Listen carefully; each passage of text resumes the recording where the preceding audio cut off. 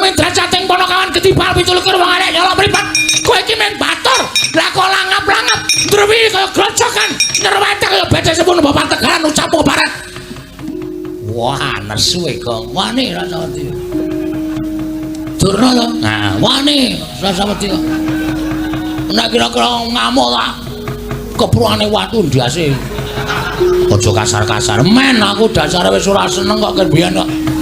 Nuwun pangapunten, kula mboten wonten urusan karo sampeyan. Kowe ana urusan karo aku. Perkarane napa? Kowe ngeceh karo wong Ngastina. Sapa sing kula eceh? Putu kula Semana Mandrakumara. Kowe tak anggap wong kentir, tak anggap wong edan, tak anggap wong kocrok. Kowe putra Nalendra, Nalagareng ora melek mripatmu. Nuwun sewu, kula tak takon, kentir napa mboten? Lho, heeh, ning ra. Ora perlu diomongake. Lah, tegese sampeyan wis ngakoni, omongan kula niku napa gara? Omongan kula niku mau ngapusi. Nek kula omong abang ya kula andhake abang, nek nyatane biru ya kula kandhake biru, napa wontene? Kula men kepengin ngiman karo putrane Ndara Kresna, Dewi Brantawati aja nganti didhawuh karo putra Nalendra. Sing nuwun sewu rada owah pikirane. Lho, omonganmu ki iso meneng apa ora? Nalagareng. Nalagareng. Kowe iso meneng apa ora? Kowe kebangetan kowe ngatasi drajating Bantul Gedibal 17. Kowe nyolok mripating Baladewa. Kowe ngino karo anakku Semana Mandrakumara. Mas.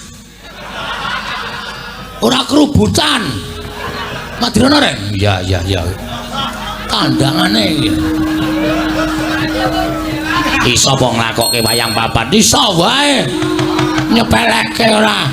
Kowe menungso ora tatanan, sampean sing ora tatanan. Gareng kudune ngerti. Mungsumu ki aku ora kowe. Aja ngune-uneke kakangku sampe naik dhewe. Ayo nek wani kowe karo aku, gareng karo Begawan Durna. Napa kula luput nek Lesmana Mandrakumara? Lho, ora jeneng luput. Nanging kowe nyangklas sanduring tenggak. Kowe ngino karo Begawan Dina. Kowe padha karo gareng ngino karo Baladewa, ora perkara ngino-nginonan. Sedekandani ra kowe. Menungsa apa kaya ngene? Lho, malah ngecek karo Begawan Durna ngecek karo Baladewa. Apa-apamu? Wah, yen ngono pancen peparange Lesmana Mandrakumara kuwi mung Ponokawan.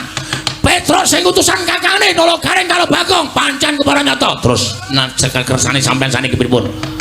Kowe bali teng pundi? Bali nang omahmu. Ora sambayang Purantawati. Mboten iso, kula tetep kudu mboyong Purantawati.